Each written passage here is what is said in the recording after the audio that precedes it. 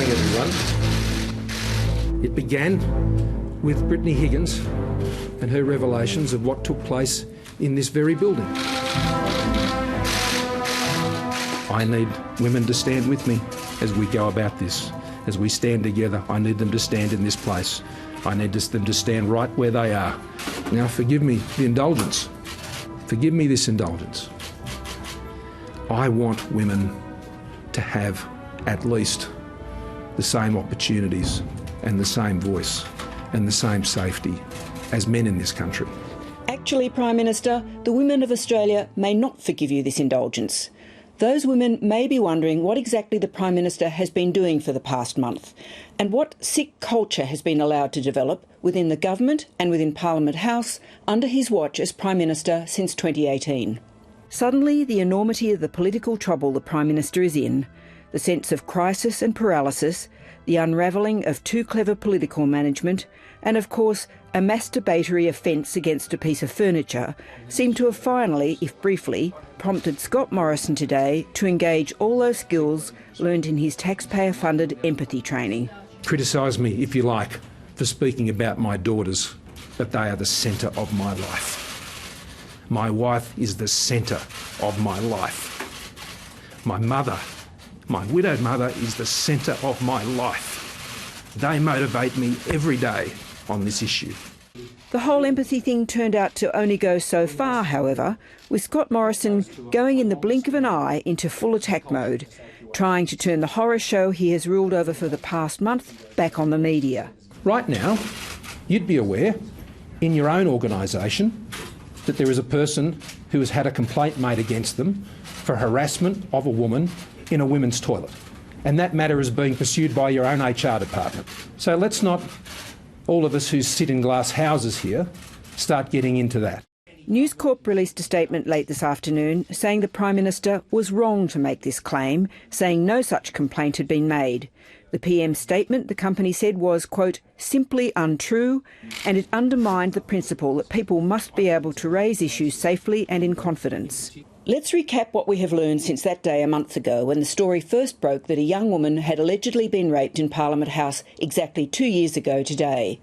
We have learned that the story of what happened in the wake of the alleged assault, starting with the sacking of the alleged perpetrator for a security breach, has been seriously and repeatedly challenged.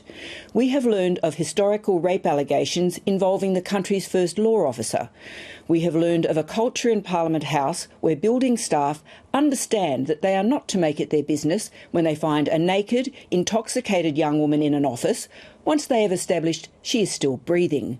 And within the coalition itself, there still seems an inability to completely confront what is happening, even among female MPs. What do you think when you see things like legal acts committed on the desk of a female MP? Look, I was absolutely horrified when I saw that last night. In saying that, the young fellow concerned, you know, he was a really good worker and he loved the place, and I feel bad for him about this. Yesterday, the opposition and crossbenchers were using estimates hearings to question how authorities handled the alleged rape of Brittany Higgins inside Parliament House.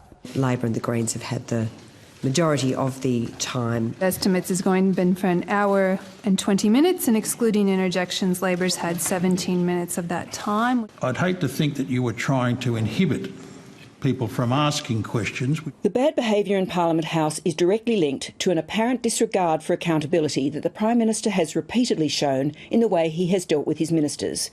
That Angus Taylor's office used altered documents to discredit another politician, yet the Minister faced no disciplinary action, was just the start of the problem.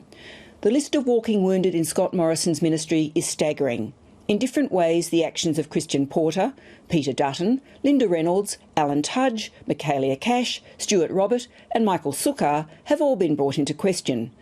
The Minister for Women, Marise Payne, has been conspicuously absent from the debate about the treatment of women in the past month. But that long list now includes the Prime Minister himself, accused of what would have once been regarded as a sin that would compel a resignation, misleading the Parliament. He has not provided me with a further update about when I might expect that report, but I have no doubt the opposition will be able to ask questions of him in Senate estimates next week. But the head of the Department of Prime Minister and Cabinet, Phil Gaetjens, refused to answer questions in Senate estimates yesterday, instead revealing that he had actually told the PM on March 9 that he had paused his inquiry into who knew what in the PM's office about the Higgins assault. Why did the Prime Minister mislead the House? Because I have not, Mr Speaker. And the Leader of the Opposition says end quote, but it wasn't the end of the quote, was it? Because I said he has not provided me with a further update about when I might expect that report, Mr Speaker. And he did not, Mr Members Speaker. on both sides. And he did not. He did not give me a date or a timing, Mr Speaker, about when that report would be provided, Mr Speaker. One interesting development today, which perhaps reflects the growing pressure on the PM, is a change of tune about the Attorney-General. As I indicated, I was getting advice from the Solicitor-General. I've received that advice and I'm now taking advice through the department regarding how that sits with the ministerial standards and I'll be making further decisions on that matter. Ministerial standards. This is a significant change from the PM's original statement that the Solicitor-General was only advising on what areas of the Attorney-General's responsibilities might be affected by his defamation action against the ABC. Then there is what we may now call the Solo Sex Act and the desk incident, and other allegations aired on the 10 network last night that male prostitutes were brought into Parliament House for government MPs, including a minister.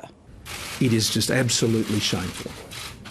I was completely stunned, as I have been on more than one occasion over the course of this last month. Clearly there is a cultural issue in this place and much more work needs to be done, and I think what we saw from the Prime Minister today was a Prime Minister in distress.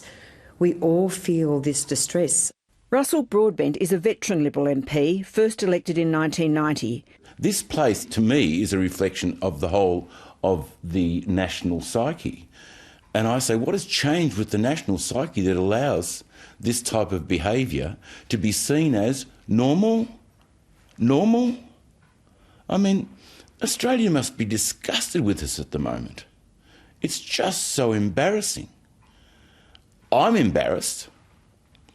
I mean, and the young women working in my office in Warragul, their parents must be saying, then what have you got yourselves into here?